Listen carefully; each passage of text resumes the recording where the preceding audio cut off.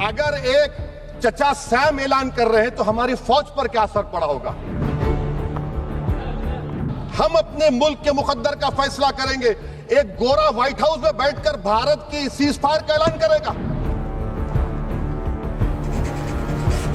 कोई भी किसी और देश में बैठ के हमको ऐसे धमकी दे सके, ये तो बिल्कुल मानना तैयार नहीं है।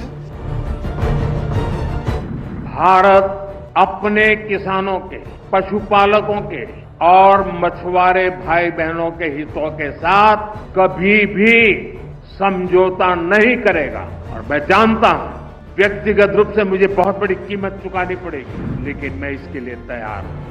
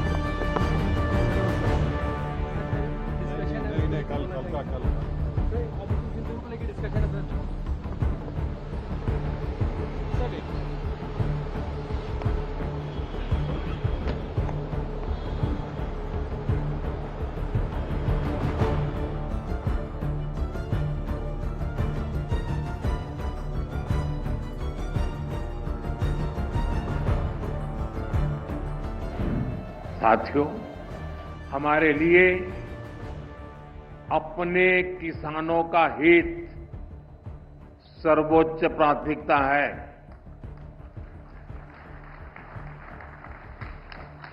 भारत अपने किसानों के, पशुपालकों के और मछुआरे भाई बहनों के हितों के साथ कभी भी समझौता नहीं करेगा।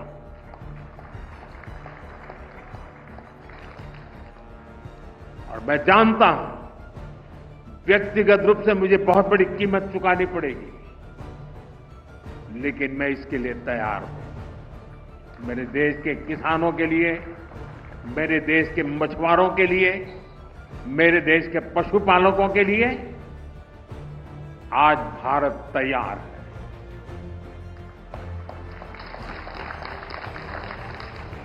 किसानों की आय बढ़ाना, खेती पर खर्च कम करना, आय के नए स्रोत बनाना, इन लक्ष्यों पर हम लगातार काम कर रहे हैं। साथियों, हमारी सरकार ने किसानों की ताकत को देश की प्रगति का आधार माना है।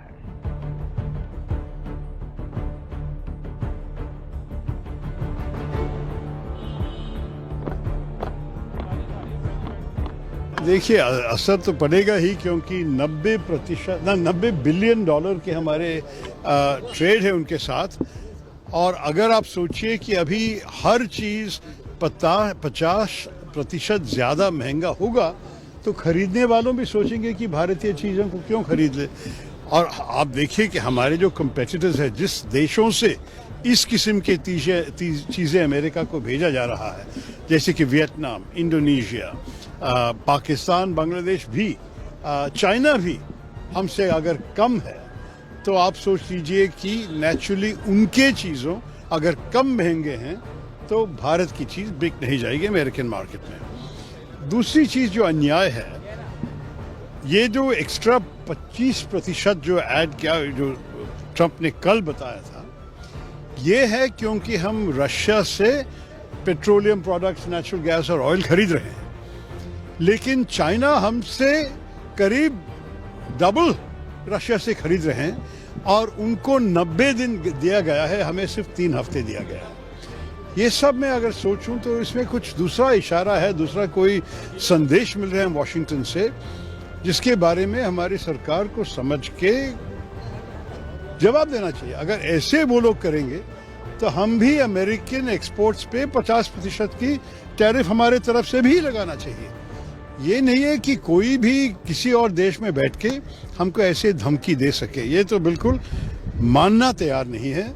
और मेरे ख्याल में हर भारतवासी कहेंगे कि इस विषय पे हम सब एक हैं।